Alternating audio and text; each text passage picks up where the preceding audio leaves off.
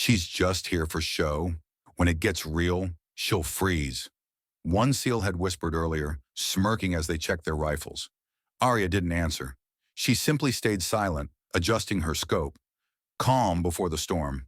Then, it all erupted. 8 SEALs operators were pinned in a forest clearing. 12 enemy fighters closed in from every direction. The commander's voice broke through the radio, tense, panicked. And then, a single rifle cracked. One target dropped. Another shot, another fall. In less than 5 minutes, the ambushers became the hunted. And the quiet woman they'd all underestimated moved like a ghost, turning the battlefield into her hunting ground. This is how Aria Shadow Vance rewrote everything they thought they knew. Long before the call sign Shadow ever found its way onto her file, Aria Vance's battlefield was the endless wilderness of Montana. Here, winter was not a season. It was an adversary. Snowstorms could bury trails in minutes. Temperatures could bite through the thickest layers.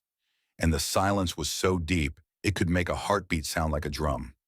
Her father, Colonel Ethan Vance, had once been the Army's most respected sniper, a man whose precision had saved lives in places most Americans had never heard of. 3 tours in Afghanistan, 2 in Iraq, and a record of confirmed hits that other marksmen studied like scripture. Yet when he retired, he didn't choose a city with comfort and conveniences. He chose isolation. Their cabin sat on the side of a ridge that could only be reached by snowmobile in the winter and a rattling dirt road in the summer. For Ethan, this was not escape. It was the perfect training ground for his daughter. From the age of 6, Aria's education was split between correspondence school books and lessons that didn't exist in any classroom. Her math problems involved calculating the distance to a grazing elk through shifting wind currents. Her history lessons were stories of battles her father had fought, not to glorify the kill, but to underline the cost of each shot. It wasn't just about pulling the trigger. Ethan made sure she understood why and when to pull it. There were days when he would have her follow him for miles, tracking an animal they had no intention of shooting, just to teach patience. "You learn more from the trail than the target," he would say. "The animal will tell you where it's going, but only if you're quiet enough to listen." By the time she was 10, she could identify a deer's age and condition from the imprint of its hoof in snow. At 12, she could tell the hour of the day by the length and sharpness of shadows cast across a valley. Her father's idea of summer camp was sending her out for 3 days with nothing but a pack, a knife, and a .22 rifle. Survival was not a game. It was muscle memory. And then there was the rifle work. The first firearm Ethan ever handed her wasn't the polished sniper rifle he used in the service, but an old, beat-up hunting rifle with a warped stock. "If you can make the bad one work," he said, "the good one will feel like cheating." She learned to shoot lying in mud, kneeling in snowdrifts, and bracing against tree trunks while wind gusts shoved against her shoulder. Her father's mantra was etched into her mind long before she could drive. "A real sniper hits the target when everything's wrong." Ethan believed that perfect shots on a range meant little. Out here, the wind could shift mid-breath, the ground could tremble under you, and the light could blind you at the worst possible moment. That's when skill mattered. That's when a sniper earned their name. Ethan also drilled into her a principle that would guide every decision she made later in uniform. Restraint.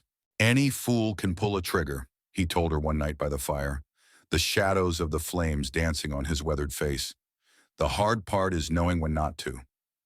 Years later, in the suffocating green of foreign forests, those lessons would come back to her in the moments that mattered most.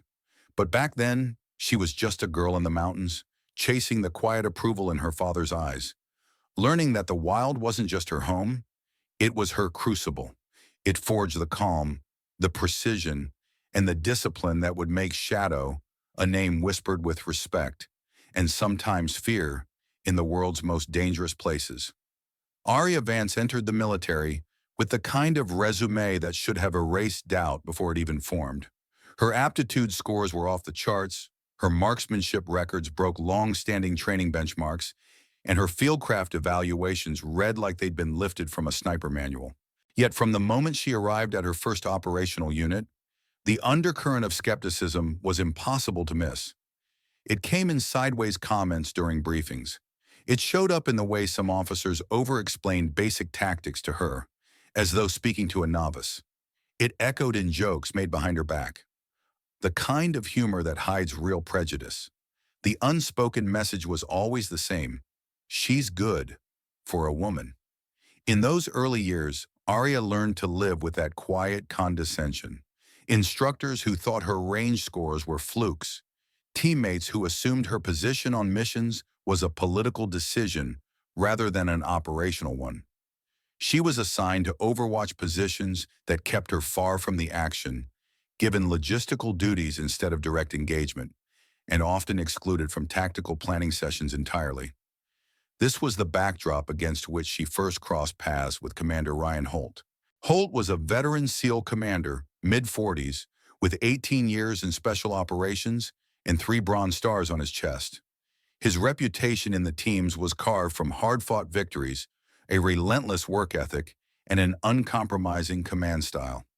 He was respected by his men, feared by his enemies, and entirely committed to a vision of warfare shaped in the days when the SEALs were an all-male fraternity.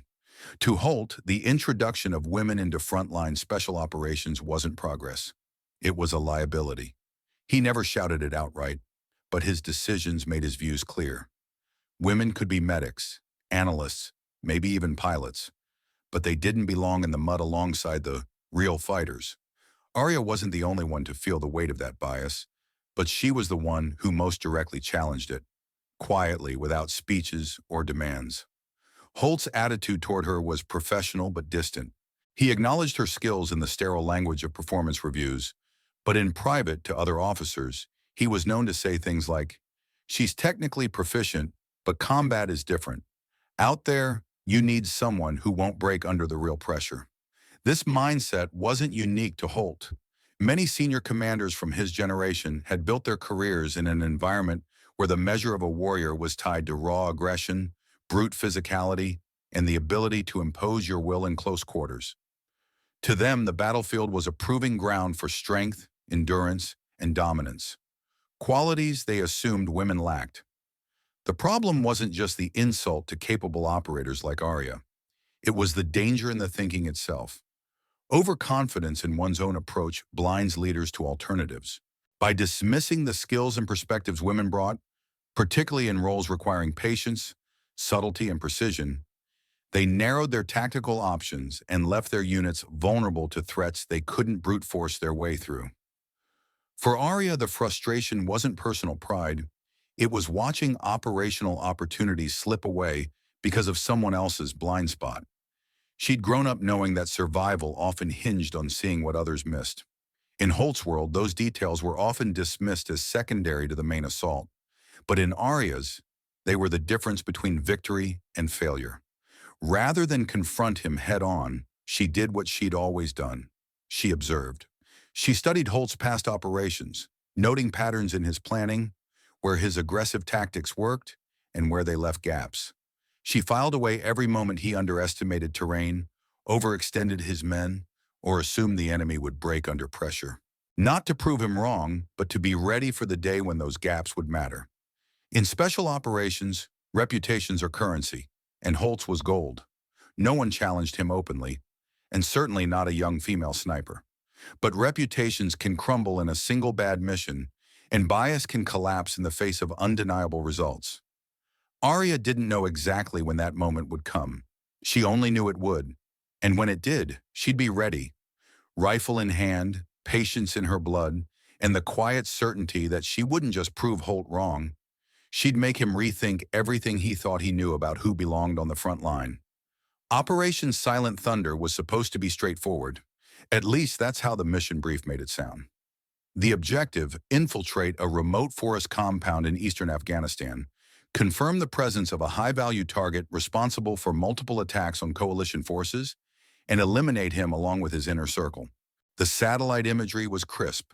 The intercepted communications were clear enough. The insertion and extraction points were plotted. On paper, the whole thing looked like a textbook example of precision special operations. Aria Vance didn't trust it for a second. She spent hours in the intel tent long after the others had gone to rack out, poring over every aerial photo and every intercept log. The forest canopy in the target area was unusually dense, almost a living roof, and the few visible footpaths looked too clean, too deliberate. There were irregular gaps in vegetation that didn't match the natural patterns she knew from her childhood in Montana. In her experience, nature was rarely symmetrical unless something or someone had shaped it that way. It was déjà vu for her. Back home, she'd seen hunters set up blinds along elk trails, trimming just enough brush to create clean lines of fire without leaving obvious human traces. Those same patterns were now staring back at her from thousands of miles away. The official assessment estimated no more than 20 armed fighters inside and around the compound. Aria's instincts told her there were more.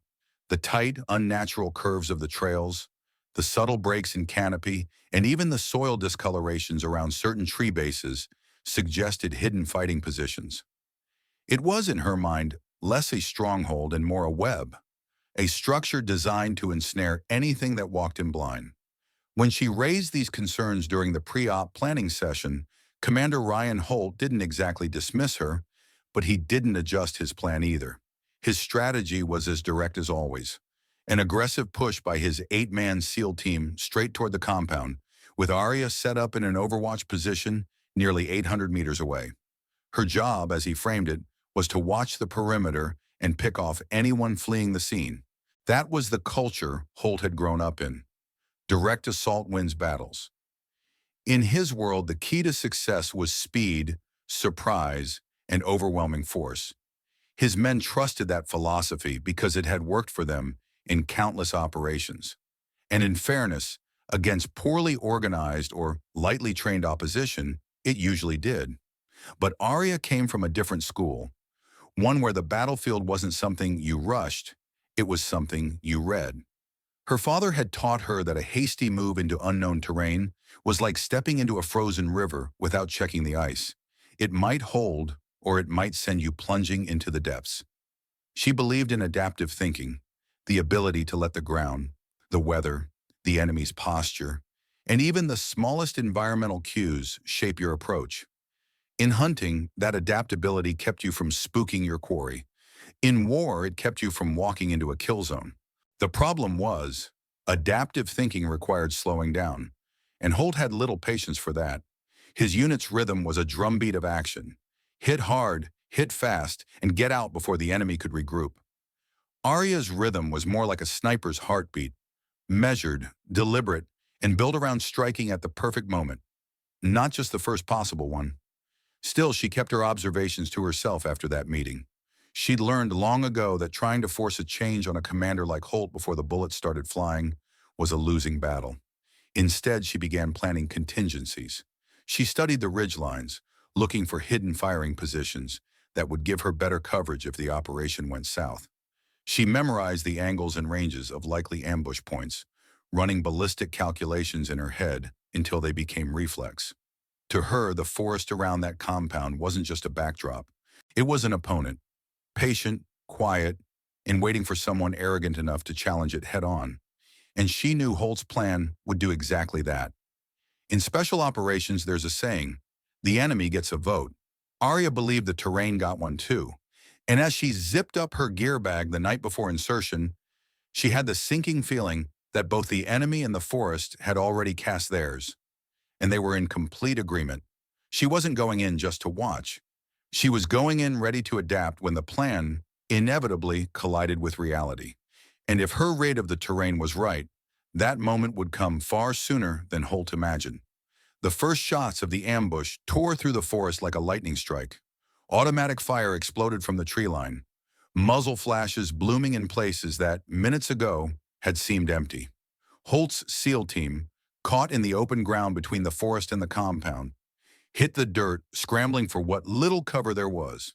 From her assigned overwatch position nearly 800 meters away, Aria Vance could see it all unfold through her scope, and she knew immediately that Holt's plan had unraveled. The enemy hadn't been caught off guard. They'd been waiting. 12 fighters at least, already in position, with more moving to cut off escape routes. "Steele, this is Shadow," she said into her mic, keeping her voice steady. "You're surrounded. Multiple shooters in the north tree line, 50 meters out. Maintain radio discipline. Holt barked back, his voice tense, the old confidence already fraying. We don't see them. That was the moment Aria stopped following his plan. She eased back from her position, sliding on her belly through damp soil and low brush. Every movement was deliberate, silent, the way her father had taught her in Montana when tracking elk across crunchy snow. She moved down a shallow ravine, using the terrain as cover, then angled toward a rocky outcrop she'd marked the night before. It wasn't in Holt's plan, but from there she'd have line of sight on nearly every enemy firing position. The climb was slow, brutal with the weight of her gear, but she didn't rush. Her breathing stayed controlled, her heart rate steady. She'd learned long ago that a sniper who moves too fast becomes part of the chaos instead of mastering it. By the time she reached the top, the battle below had devolved into a storm of noise. Overlapping bursts of gunfire, shouted commands, and the occasional scream. She set her rifle on its bipod and flipped open the scope caps. First, she found Holt's team pinned behind a fallen log and a scatter of rocks, returning fire in short bursts. Then she found her first target, an enemy fighter with a PKM machine gun, partially hidden behind a tree trunk. Wind, 3 miles per hour from the left, gusting irregularly through the canopy. Distance, 547 meters. Elevation, slight downward angle. She adjusted her scope's windage, let the crosshairs settle just off-center, and exhaled slowly. The trigger brake was clean. A sharp, controlled pull. The fighter dropped instantly, the PKM falling silent. She didn't watch him fall. She was already shifting to her next target, a spotter guiding a mortar team. This shot required threading the bullet through a narrow gap in foliage. She waited for him to lean just far enough into the opening. 1 breath, 2, then fired. The man collapsed and the mortar crew froze, unsure whether to run or fire. That hesitation was part of her plan. She knew that precision kills, especially on key roles like spotters or leaders, sowed more fear than sheer volume of fire. When fighters start wondering if they're being seen, they slow down, hesitate, make mistakes. Below, Holt's voice was sharper now. Shadow, where are those shots coming from? It was the first crack in his armor, the unspoken admission that he no longer controlled the field. Focus on your sector, Aria replied evenly, scanning for her third target. A squad leader, shouting orders and pointing toward Holt's flank, came into view. Aria tracked him, waited until he stepped into a beam of sunlight filtering through the trees, and fired. Another clean drop. By now, the remaining enemy fighters were reacting, trying to identify her position. She shifted 2 meters to the left, re-angled her rifle, and found a pair of enemies attempting to reposition toward Holt's rear. She calculated their movement. 3 steps, crouch, 3 steps, crouch, and fired as one leaned out from cover. The second man bolted, exposing himself, and she dropped him mid-stride. Through the radio, Holt's team was rallying. "We've got space! Moving left!" one of the SEALs shouted. The volume of enemy fire was dropping.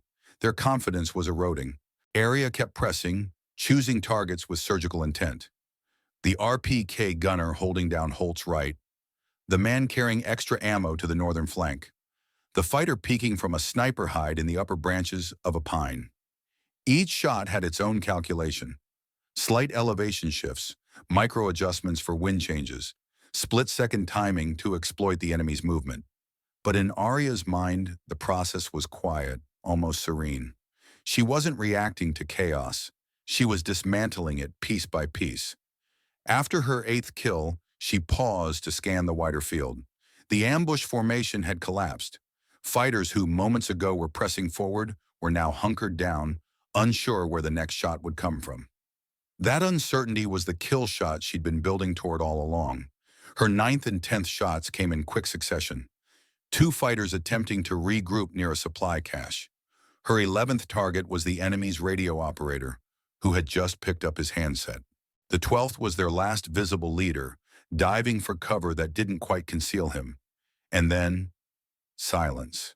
The forest, moments ago alive with gunfire, fell still except for the distant hum of rotor blades. Holt's breathing came through the comms, steadying as the reality sank in.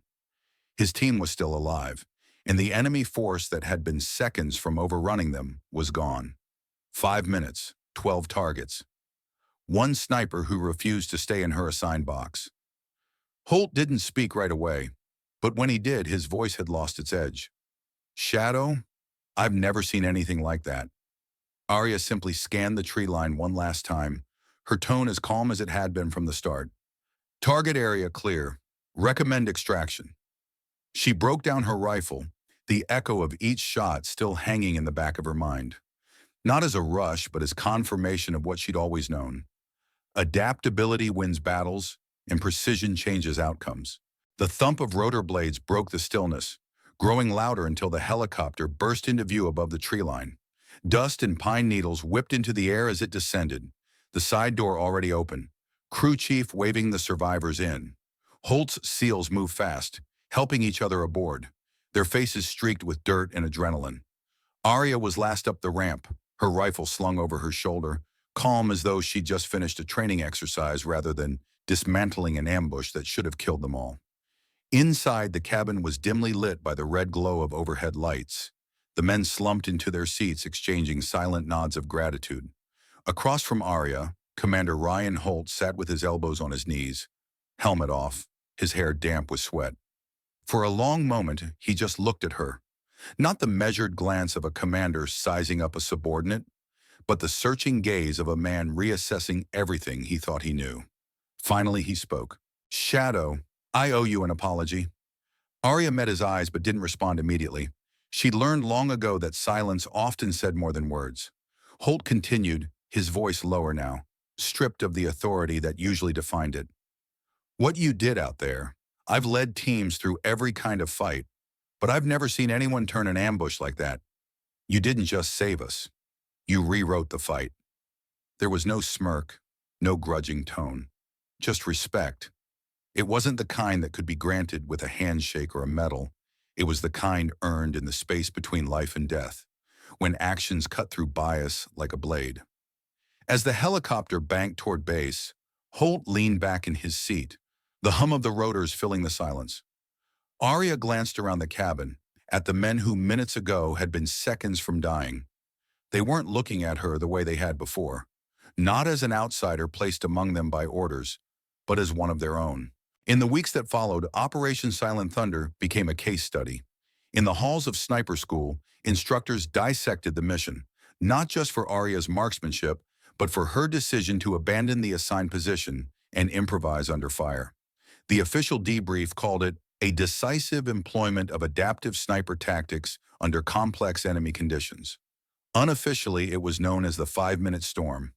Students were told to study her target sequencing, how she neutralized command and heavy weapons first to break the enemy's momentum, then picked off logistical links to shatter their cohesion.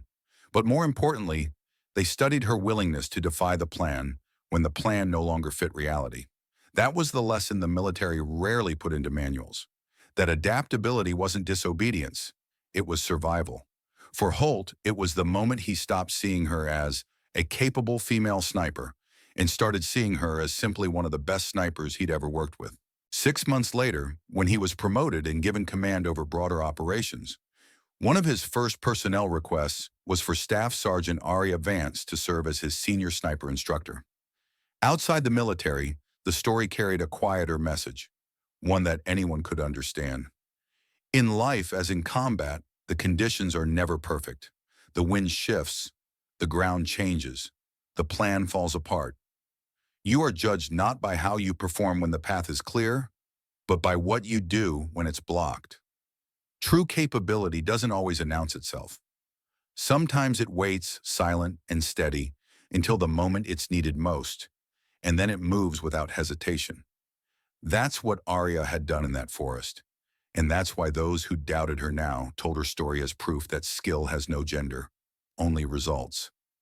As the helicopter touched down back at base that day, Holt stood and waited for her to step out first. It was a small gesture, almost unnoticeable to anyone watching. But to Aria, it was the clearest acknowledgement he could have given.